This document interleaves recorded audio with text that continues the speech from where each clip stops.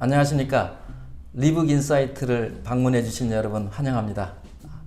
저는 리북인사이트를 진행할 PSI 컨설팅의 김광현입니다. PSI에서는 지난 2019년부터 리더들의 살롱이라는 주제로 여러분을 만나 뵙고 있는데요. 올해 2022년을 맞이하여 좀 더 진화된 버전으로 리북인사이트를 오픈하게 되었습니다. 리북인사이트는 리더십 신간 도서의 저자를 직접 모시고 이 책에 담긴 리더십에 대한 이야기를 함께 나누는 시간입니다. 현장에 계신 리더분들께 큰 도움이 되길 기대하는 마음으로 준비했으니까 많은 분들 참여해 주시고요. 또 댓글로도 응원 메시지 또 질문들 남겨주시면 저자의 직접 소견을 들어보는 시간도 가질 예정입니다. 그리고 여러분 좋아요와 구독 꼭 눌러주시길 부탁을 드립니다. 자, 그러면 리북 인사이트의 첫 번째 코너로 저희들이 야심차게 준비한 오늘의 주제를 소개해 드리겠습니다. 요즘 아주 핫한 소재이죠. MG, 젠더, 그리고 조직문화라는 책을 쓰신 하수미 박사님을 모셨습니다. 네, 하수미 박사님 안녕하세요. 네, 안녕하세요. 네. 반갑습니다. 우리 독자분들께도 한번 시청자분들께 인사 먼저 해주시죠. 네, 안녕하십니까. 저는 조직문화 쪽에서 업무를 한 20년 정도를 담당했던 것 같아요. 그래서 제가 여러 가지 현장 근무를 하면서 제가 느꼈던 부분들, 이런 부분들을 이 책에 담아서 리더분들이 조직문화에 대해서 고민하신 리더분과 그 다음에 MZ세대들하고 나는 말이 안 통하더라 라고 고민하시는 그러한 리더들 분들이 조금 더 이해하기 쉽게끔 저희가 굉장히 쉽게 적어놔서 여러분들이 참고를 업무하실 때 참고를 하실 수 있게끔 제가 조금 신경을 써서 기술을 했습니다. 네, 그렇죠. 우리 박사님께서 간략하게 좀 소개해 주셨지만 여러분 이 화면에 보시는 이 책입니다. MG 젠더 그리고 조직 문화 이런 제목인데요. 우리 박사님께서도 말씀하셨지만 현장 경험을 바탕으로 이런 책을 쓰셨어요. 그래서 기왕에 좀 코멘트를 해주셨으니까 약 20년 이상의 현장 경험 그리고 또 미네소타에서 또 HRD로 박사학위도 받으셨고 또 강의도 하시고 그래서 아마 이론적인 부분이나 현장 경험 모두 갖추셨다라는 생각이 드는데요. 구체적으로 이 책을 써야 되겠다 하는 마음먹은 계기가 있었을 것 같아요. 그걸 좀 더 좀 명확하게 설명해 주시겠습니까? 네. 저는 이제 이 책을 쓰면서 이제 아까도 말씀하셨지만은 뭐 이론적인 부분들이 실제로 현장에 오게 되면은 맞지 않는 부분들이 적용을 하려고 했을 때 여러 가지 어떤 장애물들이 굉장히 많이 있는데요. 제가 이 책을 쓰게 된 경위는 저희 회사가 그 조직문화 진단을 했는데 여러 계열사 중에서 정말 안 좋은 점수를 받게 됐어요. 그러면서 이제 윗분들 경영진들이 조직문화 팀을 좀 만들면 어떻겠냐라는 이제 의도하에서 저희가 이제 처음으로 계열사 중에 처음으로 이제 문화팀이 만들어졌고 그러고 난 다음에 사람들이 이런저런 얘기를 막 하다가 워크숍 저희가 인터뷰를 진행을 했어요. 인터뷰에서 나온 얘기가 뭐냐면은 리더들은 요즘 애들 이해 못하겠다. 그 다음에 또 젊은 사람들은 리더 때문에 일을 못하겠다. 이런 서로 창충되는 이야기들이 많아서 이 부분들이 이해를 못하면은 좋은 조직문화를 못 만들겠다라는 취지에서 제가 이 책을 쓰게 됐습니다. 네, 그렇죠. 그러니까 아마 현장 경험을 가지시면서 고민하고 갈등했던 것들을 또 현장에서 풀어가시면서 이런 건 좀 공유해야 되겠다 아마 그런 마음이셨던 것 같고 그 내용들이 바로 여러분 이 책에 담겨 있습니다. 자, 이미 오늘 들어오신 독자분들께서는 이 내용을 보신 분도 계실 것 같고 또 앞으로 보시게 될 분도 계실 것 같은데요. 우선 이 책 내용을 가지고 좀 더 이야기를 나눠보겠습니다. 책 제목에 이미 책의 목차가 거의 담겨 있어요. 그래서 MG에 관한 이야기를 좀 먼저 나눠보고 싶은데 우선 박사님도 그동안의 경력이나 이런 걸로 봐서는 MZ세대는 아니라는 생각이 들어지는데 네. 현장에서 일하시면서 MZ세대 하면 가장 먼저 떠오르는 이미지 또 아니면 일하시면서 겪었던 MZ의 특성 한마디로 말하면 뭐라고 말씀해 주시겠습니까?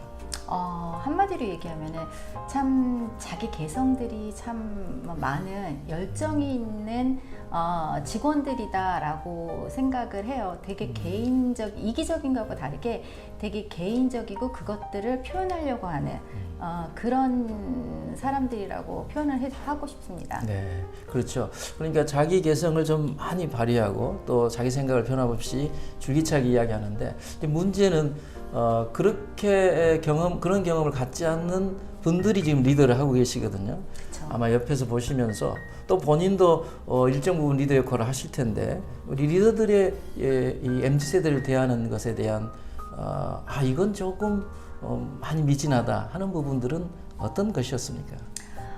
저희가 아까 워크숍도 많이 진행을 하고요. 그 다음에 이제 인터뷰를 많이 하면서 서로 간에 가지고 있는 생각의 차이가 굉장히 많다라는 것들을 되게 많이 느꼈어요. 그리고 특히 이제 저희가 조직문화 진단을 하게 되면은 똑같은 상황인데도 불구하고 어떤 팀은 굉장히 높게 나오고 어떤 팀은 되게 낮게 나오는 그런 팀들이 있어서 저희가 실제로 이제 높게 나온 팀들의 이제 저기를 보게 되면은 그 사람들이 어떤 그 안에 있는 그 다양한 조직원들이 굉장히 수평적으로 일을 하면서 존중해주면서 이런 일들을 되게 잘 돌아가게 하지만은 반대로 되게 점수가 낮은 팀들을 보게 되면은 대부분의 그 팀원들의 갈등 사항이란 이런 것들이 90%가 리더였어요. 네, 그래서 리더들이 가지고 있는 어떤 위계적인 모습들, 그 다음에 말이 안 통한다라는 얘기들, 그 다음에 단기적인 성과에만 매몰돼 있다 이런 얘기들을 되게 많이 하는 얘기들을 많이 들었습니다. 네. MZ 또 조직 문화를 연구하고 또 현장에서 실행하시는 분 입장에서는 매우 안타까운 부분들이 좀 있었을 것 같아요. 그렇죠. 이 리더와 MZ 세대 간의 소통만 잘 됐더라도 이런 고민 좀 덜했을 것 같은데 네. 옆에서 가장 안타까웠던 사례 혹시 기억나는 사례 있습니까? 실제로 저희가 인터뷰를 진행을 했을 때 이런 얘기를 해드리고 싶겠네요. 네, 좋습니다. 네. 네. 제가 이제 처음에 조직문화 팀을 만들었을 때 저희 팀에 MZ 세대들이 들어왔어요. 근데 제가 원하는 것들은 수평적으로 일하고 수평적으로 이야기하고 그런 얘기를 하고 싶은데 얘기를 안 하는 거 젊은 사람인데 불구하고 그래서 제가 물어봤어요. 하도 얘기를 안 하고 그랬더니 저는 처음에 들어왔을 때는 열정을 갖고 있어 여기를 일을 했는데 어느 정도 지나고 난 다음에 사람들이 저한테 그런 약간 왜 열심히 일해? 그렇다고 열심히 돈 많이 주는 것도 아닌데 그러니까 열심히 일하지 마. 그리고 얘기하지 마. 그러면은 너만 다쳐. 이런 얘기들을 저한테 하는 거예요. 그러니까 이 사람들은 들어와서 그런 굉장히 열정을 갖고 뭔가 해보고 싶다 이런 사람들이 들어와서 조직 문화에 적응하면서 열정을 잃어가는 그런 모습들을 참 안타까운 모습을 봤던 것 같아요. 네, 그렇죠. 사실 어떻게 보면 리더들은 MZ 세대에게 접근하기 어렵다고 하지만 또 어찌 보면 MZ 세대가 그런 행동을 보이는 건 또 리더들 때문이다. 이런 말씀이시네요. 우리 댓글에 이런 의견 주신 분이 계세요. MZ 특성은 개성과 열정이 있고 그것을 표현하는 것을 좋아하는 직원이다. 공감하세요? 그렇죠. 아까 제가 말씀드렸던 것처럼 개인적이면서 굉장히 열정 있고 요즘에 플렉스라는 얘기를 되게 많이 하잖아요. 그래서 그 플렉스할 수 있는 자기를 자랑해주고 그 인터넷이랑 똑같다는 얘기를 해드리고 싶은 게 인터넷을 굉장히 좋아하는 하나의 사회로 받아들이는 게 MZ 세대들이 그 안에서는 자기 표현도 열심히 할 수 있고 수평적이고 그 다음에 자기가 하고 싶은 얘기들을 다 나눠줄 수 있고 쉽게 친구를 사귈 수 있고 이러면서 그 안에서 굉장히 적응을 하고 그 안에서 재밌게 놀던 친구들이 딱 그 기업에 들어와서 되게 위계적이고 가부장적이고 자기를 표현하지 못하고 자기 열정을 표현하지 못하게 되니까 그러한 부분들이 이렇게 수동적으로 변하는 학습된 무기력으로 나타나는 것들이 굉장히 많은 것 같아요. 그러면서 하는 얘기들이 이제 열정이 사라다 보니까 요즘 돈 얘기들 되게 많이 하잖아. 성과 얘기들. 이제 모든 관심들이 돈에 집중하게 되는 것 같아요. 네. 어찌 보면 MZ 세대들이 보이는 특성 역시도 우리 사회나 문화나 리더들에 의해서 변형된 모습일 수도 있겠다는 생각도 들어지고요. 사실은 MZ세대의 어려움도 있지만 또 이런 어려움을 느끼는 MZ세대를 보는 리더들의 마음 또한 편치는 않을 것 같아요. 그래서 그렇죠. 아마 박사님께서는 이 책에 보면 65페이지부터 약 한 17, 8페이지 정도에 해당해서 조직의 미션을 가지고 MZ세대와 소통하라 뭐 이런 솔루션을 좀 주셨는데 네.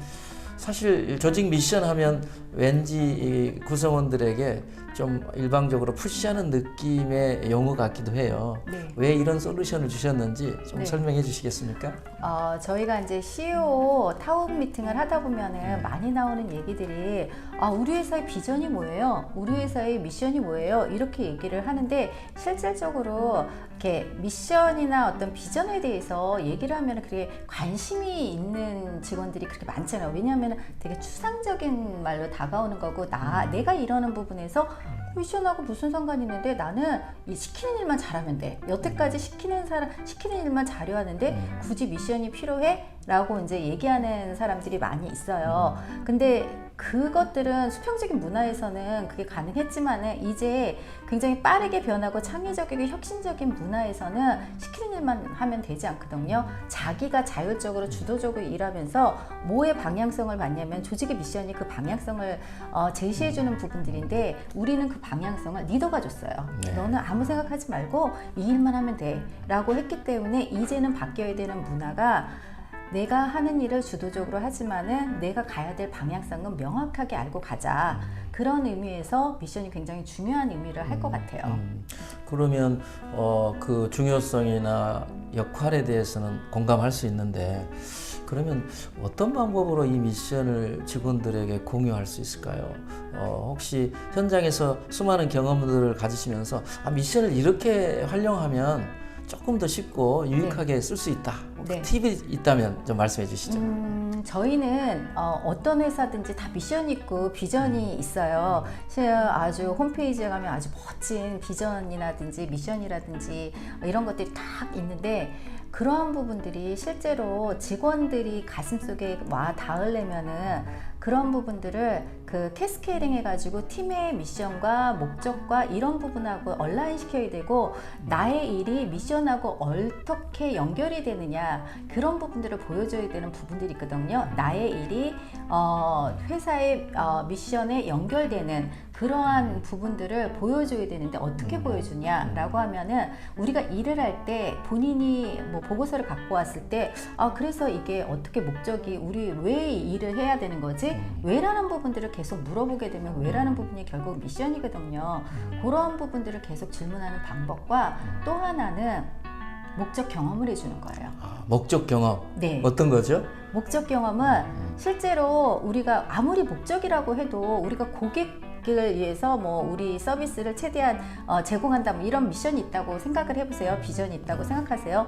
그러면은 이 친구를 고객한테 직접 보내는 거예요. 그래서 우리 회사에서 되게 고객의 만족을 맞은 사람한테 가서 그걸 옆에서 보고 그 다음에 그걸 경험하면서 내일이 정말 이 고객한테 영향력을 많이 주는구나.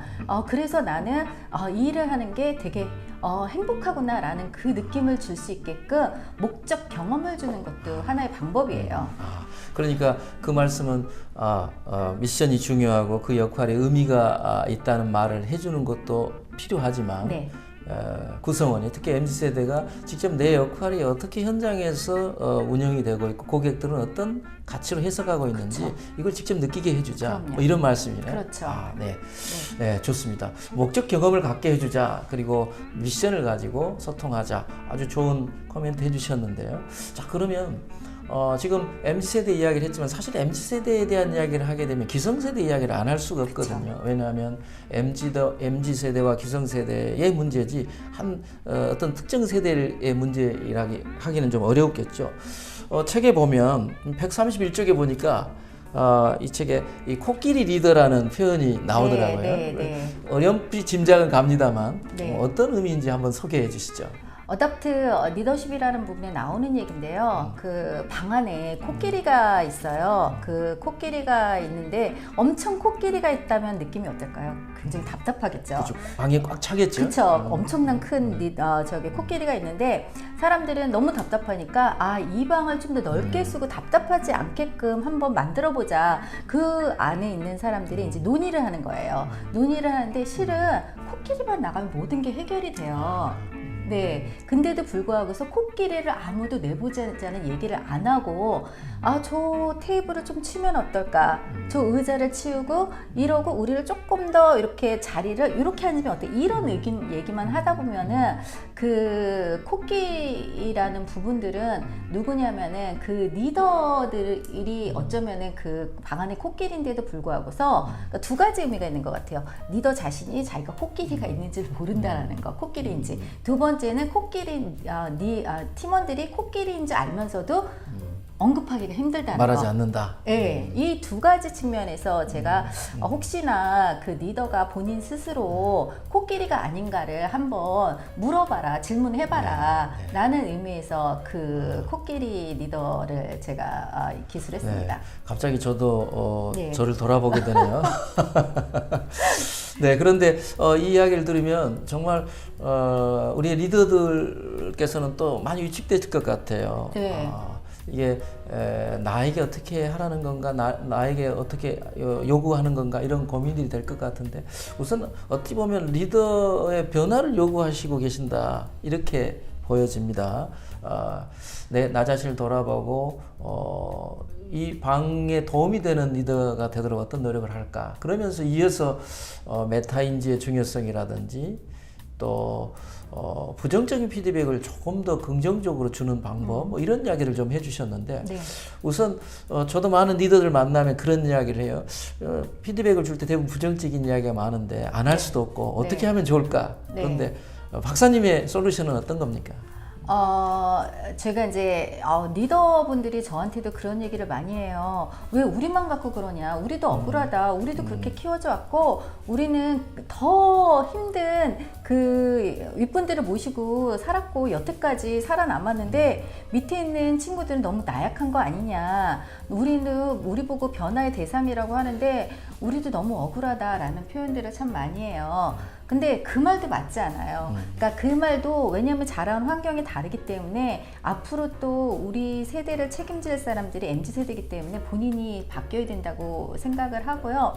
그 다음에 이제 바뀌기가 되게 힘들어요. 실은 저희 아버님도 그 식도암이셨는데 담배를 피우지 말라고 하는데도 피우지 않으면 죽을 것 같대요. 그래서 본인이 죽음을 막 앞두는데도 막 변하기 힘든데 리더들도 마찬가지인 것 같아요. 그래서 요즘에 메타버스라는 얘기들을 많이 하는데 메타인지 얘기를 하셨잖아요. 그래서 메타라는 것들은 너머라는 그거를 초월하는 그런 뜻이고요. 인지는 뭐 안다 이런 것인데 아는 거를 넘어선다라는 말은 내가 모르는 것도 알게 해라 라는 거예요. 실은 우리가 모르고 행하는 것들이 되게 많은데 모름을 모른다라는 걸 인정하는 게 메타인지거든요. 예. 모르면서 아는 척. 그쵸.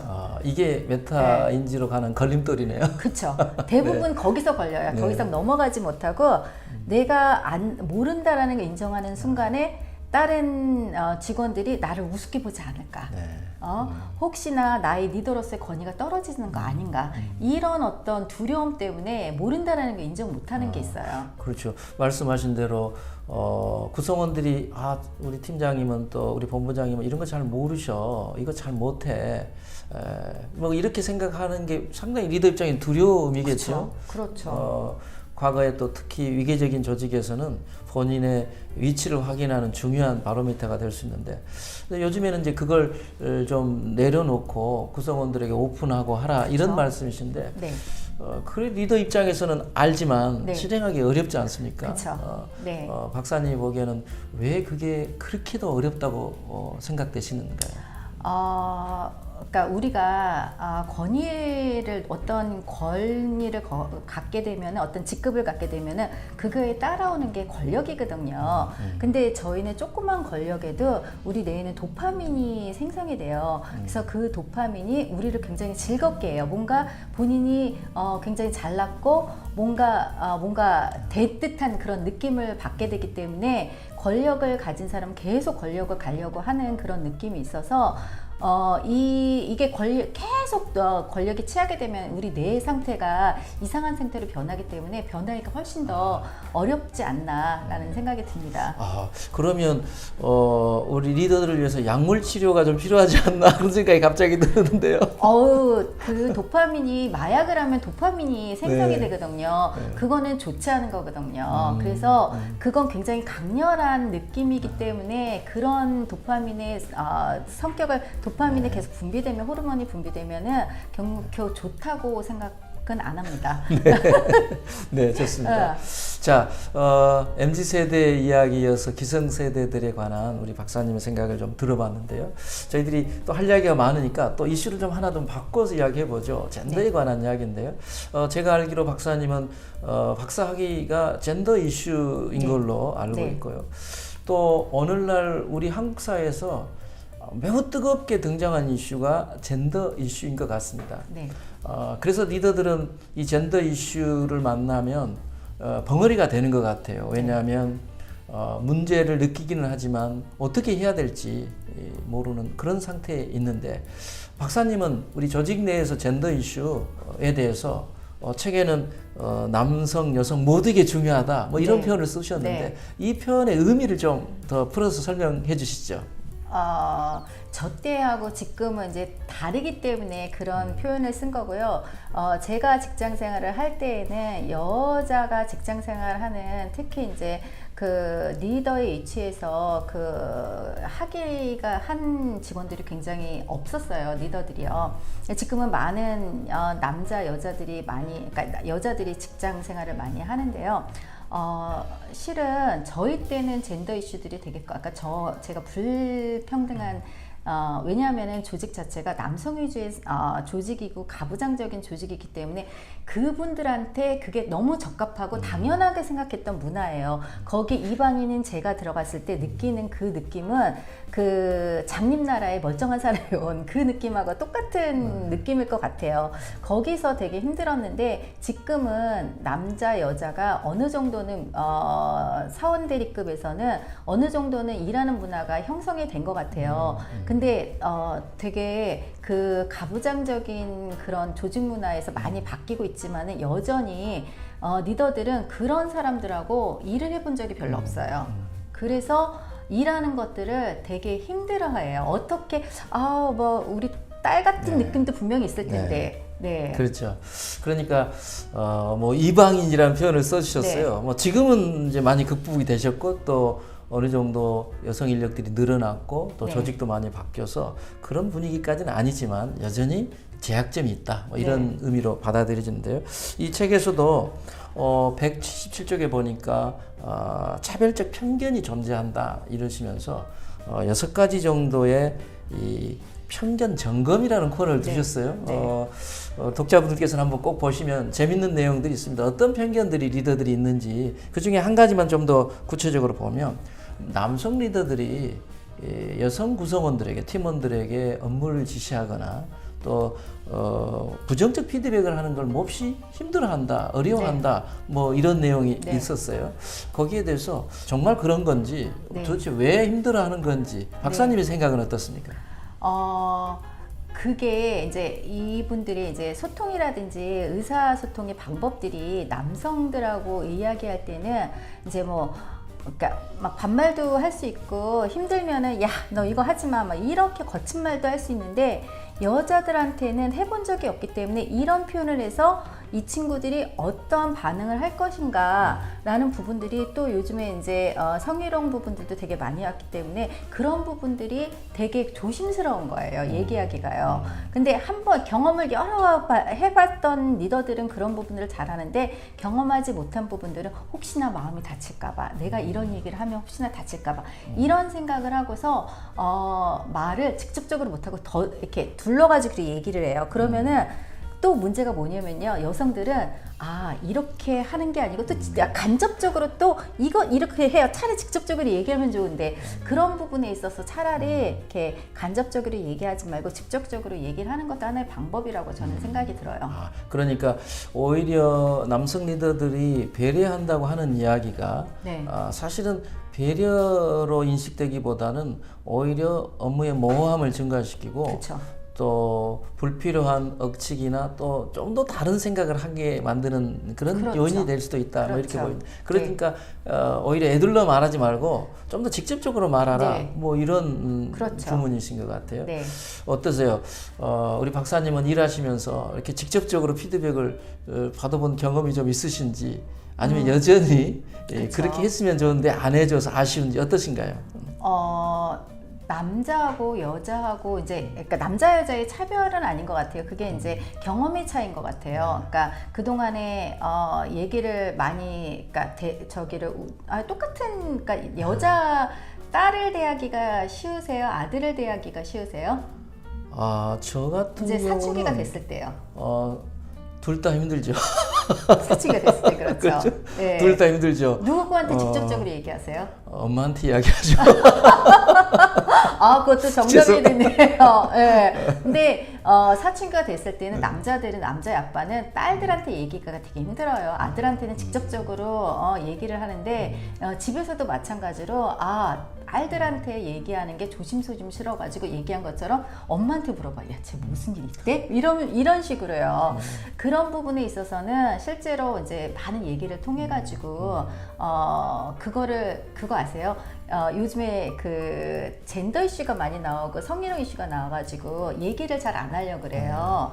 그러면서 얘기를 하면서 소문이 날까봐 차단하는 펜스 룰이 되게 많이 나와가지고 대화를 하지 않으려고 하는 그런 경향들이 지금 나타나고 있어요. 네, 맞아요. 저도 가끔 들어보면 회피하는 것 같아요. 그리고 그런 직접적인 대화의 기회들을 많이 차단하거나 그렇죠. 아니면 원천 봉쇄한다. 네. 그러면 그 문제에 휩싸이지 않는다. 뭐 이런 분들이 많은데 네.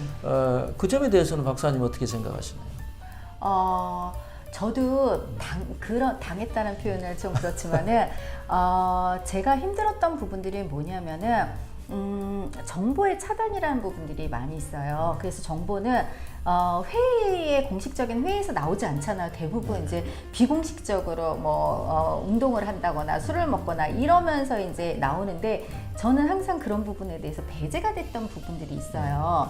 그러니까 그런 성희롱 얘기들이 이제 미투 얘기가 나오면서 더 점점 차단이 되는 부분들이 있어요. 근데 그거는 문화의 문제거든요. 문화가 이 사람하고 저 사람하고는 아무런 문제가 없고 인간 대 인간이다라는 문화에 대한 믿음이 있으면 그 부분들은 해결이 될 것 같아요. 그러니까 사실은 조직 문화 또는 팀 문화 이렇게 하면 리더들은 사실 당혹감을 느끼거든요. 왜냐하면 본인이 할 수 있는 이렇게 많지는 않아요. 네. 조직의 문화가 어느 정도 네. 세팅이 돼 있다. 그런데도 뭔가 팀장으로서 또 본부장으로서 실장으로서 뭔가 해야 되는 부담을 느끼는데 이런 분들을 위해서 조직 문화를 위해서 큰 어떤 것보다 이 사소한 이걸 좀 잘해보시면 어떨까요? 라고 현장에 많이 계셨으니까 네. 지금도 그 고민을 하고 계시니까 네. 팁을 좀 주신다면 어떤 이야기 해주시겠습니까? 그러니까 저는 느낀 게 사소한 행동이지만은 그 그러니까 직원들이 리더들의 모습을 닮아간다라는 거예요. 그러니까 조그만 예를 들어가지고 우리가 근태 시간을 지키라고 얘기를 하지만은 그 윗분들이 점심시간이 12시인데 12시 10분 전에 나가요. 그 다음에 퇴근을 한다 그러면은 뭐 5시, 뭐 퇴근을 일찍 할 수 있죠. 근데 그러한 부분들, 예를 또 휴대폰을 회의 시간에 회의를 하다 말고 휴대폰을 본다거나 이런 되게 사소한 부분들이거든요. 그런 것들을 보면서 아, 나도 저래도 되는구나 라고 이제 본인이 그 행동을 닮아가면서 근태도 지키지도 않게 되고 그 다음 회의 시간에 그 휴대폰도 보게 되고, 그래서 저는 그러한 회의 시간이라든지 근태라든지 이런 부분들도 리더들이 조금씩 본인이 솔선수범해야지 않겠냐라는 생각이 듭니다. 어찌 보면 아주 사소한 것 같지만 휴대폰을 본다든지 또 회의 시간을 준수한다든지 네. 뭐 출퇴근하는 거라든지 이런 것들에 대해서 본인이 먼저 솔선수범하면 그게 문화를 만들어가는 기본 초석이 될 것이다, 이런 말씀이시네요. 그렇죠. 제가 하나 예를 들면 저기 리더가 회의 얘기를 했는데, 회의를 당연하게 이제 다 모여 있는데 리더는 항상 늦는 게 너무, 그러니까 본인의 권위를 보여주는 그런 느낌이라고 생각이 드시나 봐요. 그래서 항상 늦게 오세요. 근데 어떤 일이 생기냐면, 그러다 보니까 그러니까 그 본부장에 있다가 그 다음에 팀 회의 때도 팀장이 또 늦게 오는 거야, 그 회의에. 그래서 이걸 보고 배우는 거, 밑에 있는 그 리더들도, 중간 관리자들도 그 행동을 하다 보니까 팀회의에서는 리더가 늦는 게 너무나 당연한 그런 문화가 형성이 되더라고요. 그러겠네요. 네. 문화라는 게 누가 지시해서 만들어지는 게 네. 아니라 은연중에 그 행동들이 용인되면 그게 네. 문화가 되는데, 그렇죠. 그럼 어떠세요? 이렇게 회의 시간을 정해놨는데 상사라고 늦게 오면 정말 권위가 세워집니까? 또 그 사이에 이 구성원들은 기다리면서 뭐라고 하나요? 구성원들은 이제 언제와 언제야 막 이렇게 얘기를 하면서 본인들끼리는 또 얘기를 많이 해요. 네. 그런 리더일수록 딱 리더가 들어오잖아요. 그러면은 다 조용해져요. 예, 그 회의실이 다 조용해지고 이제 막 리더가 얘기 좀 해봐라고 하면은 아무 얘기도 안 하고 혼자서 얘기 막 해요. 그러고 난 다음에 시켜요. 많이 보는 모습 아니에요? 아, 누구는 어떻게 생각해? 누구는 어떻게 생각해? 이런 어떤 회의 분위기가 만들어지는 경향들이 많더라고요. 그렇죠. 그러니까 나름대로 권위를 생각하고 늦게 들어온다, 그런데 그게 부작용들이 크다는 걸 또 그쵸. 우리 리더들은 인식해야 될 것 같네요. 네, 좋습니다. 우리 박사님은 또 책에서 젠더 이슈와 관련돼서 나름 솔루션을 제시해 주셨어요. 뭐냐면 젠더 통합 리더십, 네. 이런 표현을 써주셨는데 어떤 걸 염두에 두신 건지 간략하게 설명해 주십시오. 저희가 그 여성 리더십이라고 하면은 누가 들어오나요? 여성들이 들어오겠죠? 그렇죠. 근데 여성들이 잘못한 건가요? 글쎄, 저는 잘못한 게 없습니다.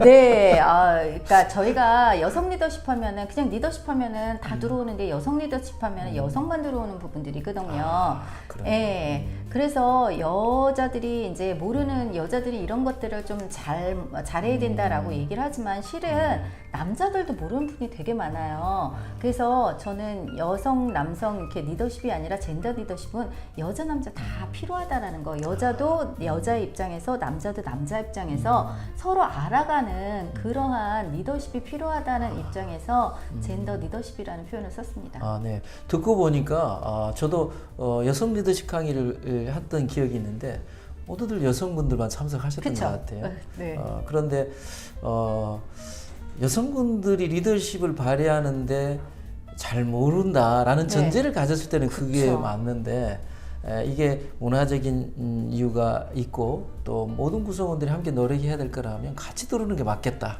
네. 뭐 그런 생각이 드네요. 네. 왠지 제가 반성이 좀 됩니다. 네. 네, 좋습니다. 젠더 이슈는 계속 진행형이고요. 또 우리 주위에 이런 이슈들이 항상 있게 마련입니다. 저는 뭘 잘한다 이런 것보다는 좀 더 여기에 관심을 갖고 좀 더 민감성을 높여서 배려하는 그런 리더들이 되기를 기대한다. 뭐 이런 저자의 이야기인 것 같습니다.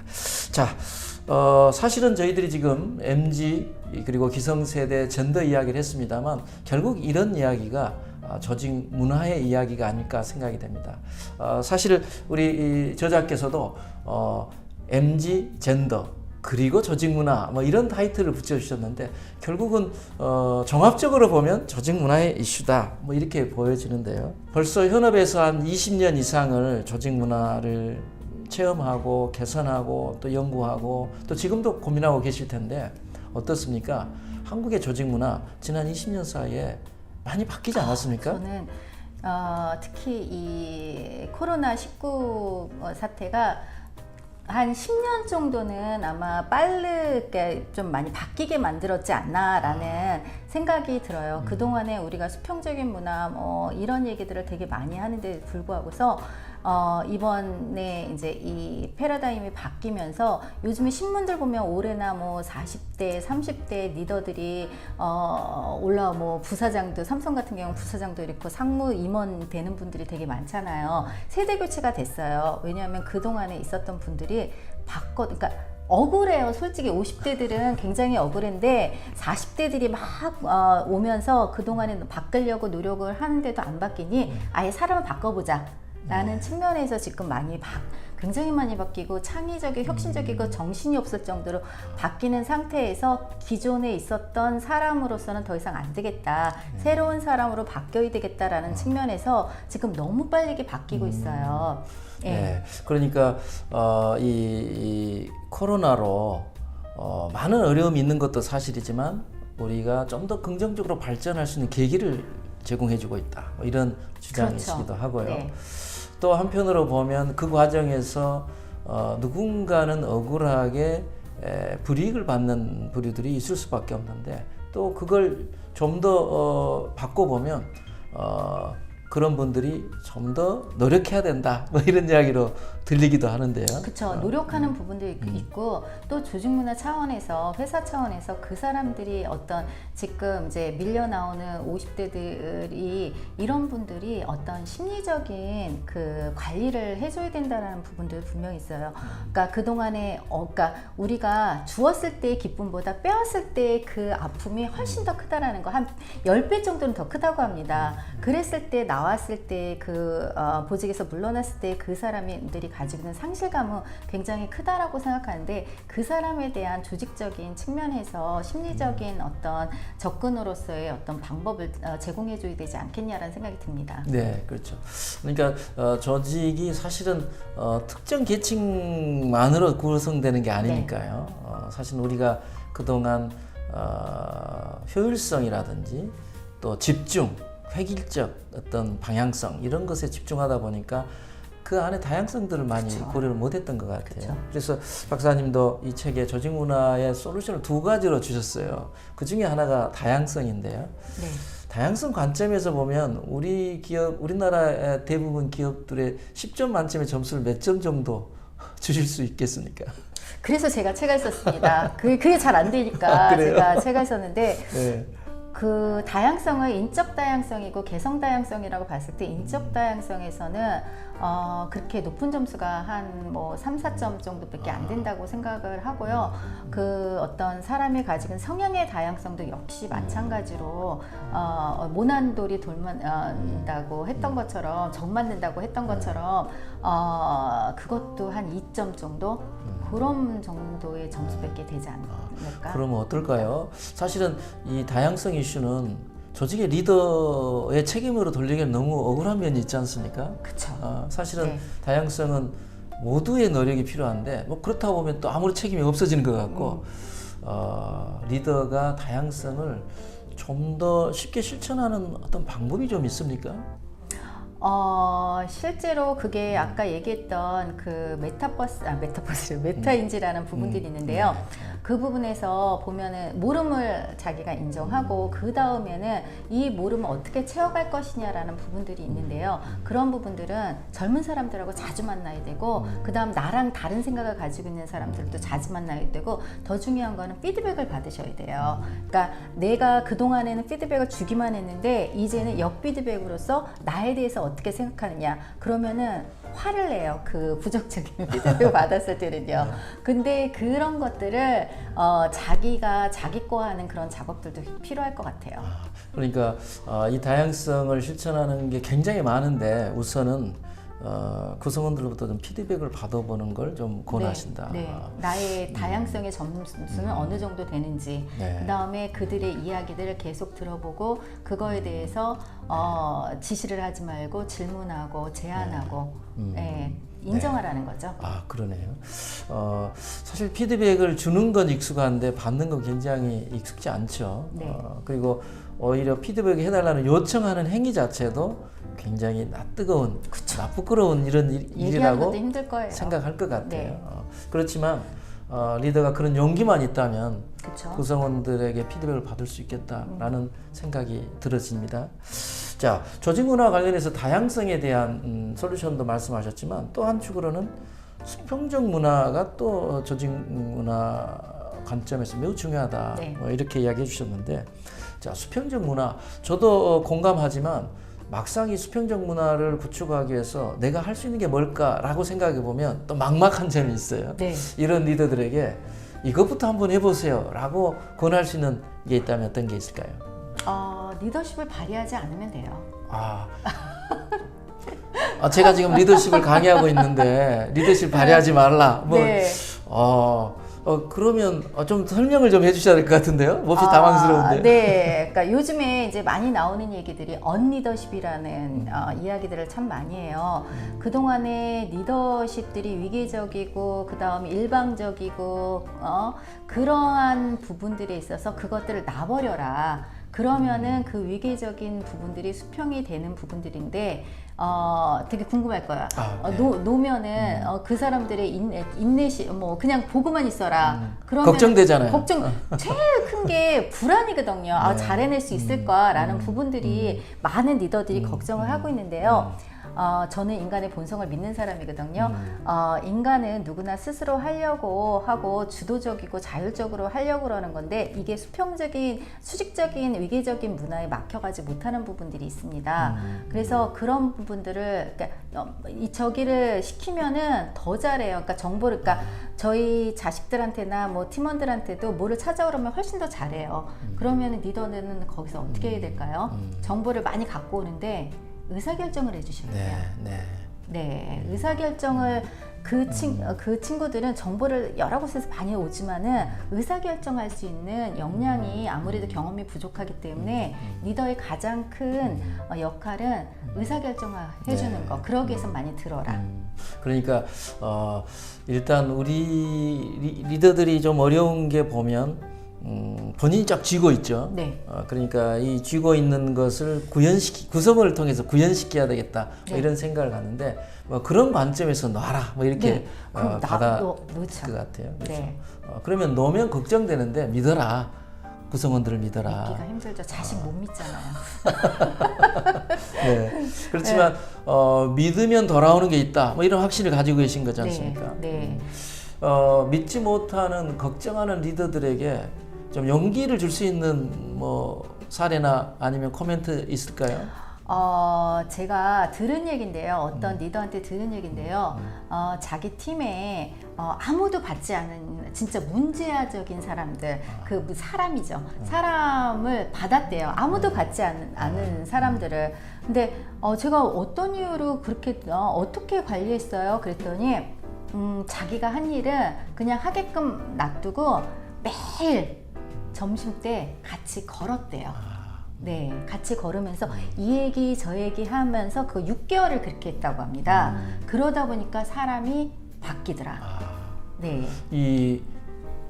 계속 걸었다. 이거 어떻게 해석해야 됩니까? 이게 어떤 들으면서. 효과를 들으면서 그냥만 걷는 게 아니라 그냥 걷는 게 아니고 그 사람이 이 사람은 자기가 하고 싶은 게 너무 많은데 그것들을 받쳐주지 않는 그런 리더도 있고 뭐 팀원도 있고 이런데 이 리더는 계속 들어주는 거야. 들어주고 그랬구나 너가 이러면서 호응해주고 이러다 보니까 그 사람은 딴 팀으로 갔는데 아직까지도 자기한테 고맙다라는 얘기를 하는 거죠. 그러니까 이 사람이 받아주지 않으면 그 팀원은 벌써 이제 회사를 나갔거나 그랬겠죠. 네.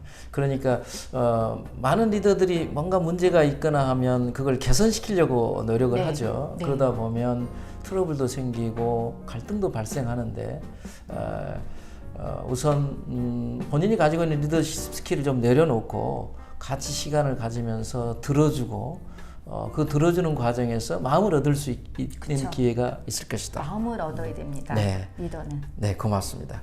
자, 굉장히 많은 이야기들을 했어요. 오늘 MG 젠더 그리고 조직 문화 이 책을 통해서 우리 리더들이 현장에서 어떤 아이디어를 얻을 수 있을까 이런 고민들을 저희들이 해보고 있는데요.